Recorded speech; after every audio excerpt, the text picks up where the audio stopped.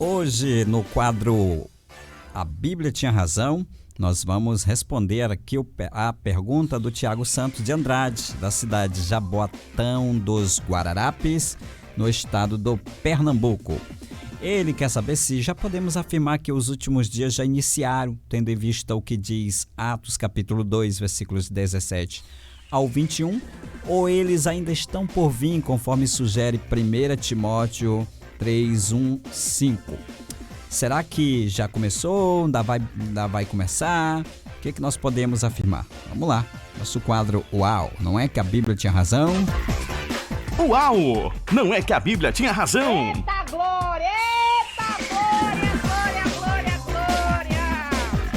Vamos lá, vamos responder aqui a pergunta. Para interpretarmos aqui completamente o que Pedro quis dizer no que tange temporariamente aos últimos dias, lá em Atos capítulo 2, versículo 17 ao 21, nós precisamos ficar bem atentos para uma pequena sutileza, quando ele fez a menção na sua pregação do texto escrito pelo profeta Joel, né? O profeta Joel no Antigo Testamento, com o objetivo de explicar aos seus ouvintes o que estava acontecendo naquele dia, exatamente naquele dia, lá em Atos capítulo 2, versículos 1 ao 4, né? E até o 12, versículo 12. Então, de acordo com o texto de Joel, capítulo 2, Deus diz, derramarei do meu espírito, e em seguida, no versículo 29, ele reafirma, naqueles dias derramarei o meu espírito. O apóstolo, porém, ele modificou, ele modificou as palavras registradas pelo profeta, ao dizer em Atos capítulo 2, 17, diz Deus que do meu espírito derramarei, reiterando no versículo seguinte, e também do meu espírito derramarei, a gente crê que a mesma mente divina que inspirou tanto Joel quanto Pedro, né? 2 Pedro, capítulo 1, 21, foram conduzidos ou movidos. Entendemos que a alteração feita por Pedro foi proposital. E por quê? Porque o artigo definido utilizado por Joel, ele indicava um derramamento pleno, total, sem medida, que mesmo para nós, vivendo agora no século XXI, ainda é futuro. Ou seja, ainda acontecerá. Enquanto que a preposição utilizada por Pedro, embora estivesse se referindo ao mesmo derramamento, indicava somente o seu início, o seu começo, né? Em outras palavras, naquela oportunidade, a data era o ano 30, né? Ano 30, o que estava sendo presenciado pela multidão era somente o surgimento de uma nascente, ano 30 depois de Cristo, né? Era apenas uma nascente, o surgimento de uma nascente o surgimento de uma nascente que num tempo glorioso, futuro, ia tornar-se um rio caudaloso, avassalador. E isso ainda não aconteceu. Vai acontecer esse derramamento pleno. Isso acontecerá no milênio, quando o Senhor reinará na terra, conforme Apocalipse capítulo 20, né? Então, versículo 4. Então, a terra estará restaurada e o diabo será preso, né? O diabo será preso. Será preso, porque o lugar de ladrão é na prisão mesmo, né? Na cadeia. O lugar de ladrão é na cadeia.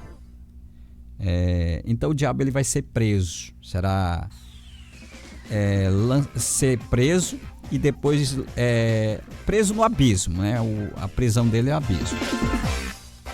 Como eu já falei, lugar de ladrão é na prisão, né? Se bem que tem alguns que estão em outros lugares que não deveriam. O quê? Não acredito. Mas é assim, voltando para cá. Então ele será lançado no abismo. será preso. Nesse tempo, o Espírito Santo, ele será derramado sem medida e de forma plena, de forma completa, conforme Ezequiel 39, 29.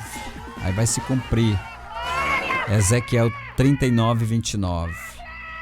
Então, quanto ao paralelismo verbal aqui em Atos capítulo 2, versículo 17 e 18, e 2 Timóteo 3, 1 ao 5, a mera repetição aqui de uma palavra ou expressão em diversas passagens da Bíblia não significa que obrigatoriamente o seu sentido será sempre o mesmo.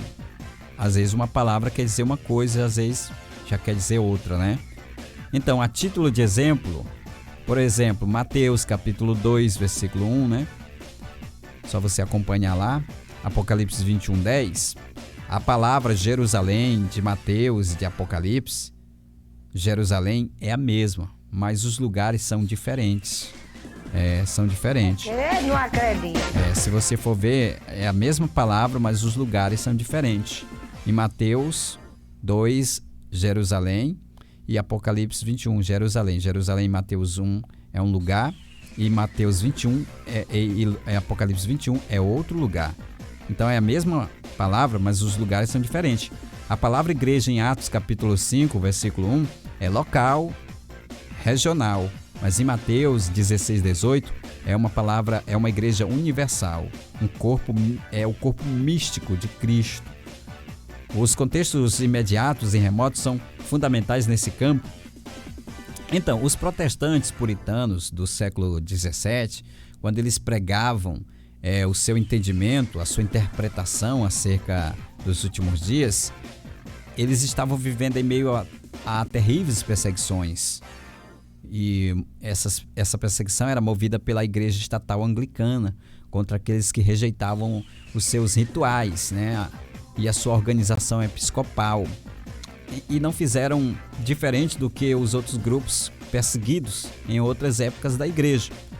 Ainda nos dias atual da igreja, nos dias da igreja primitiva, algo semelhante aconteceu com os irmãos da igreja de Tessalônica.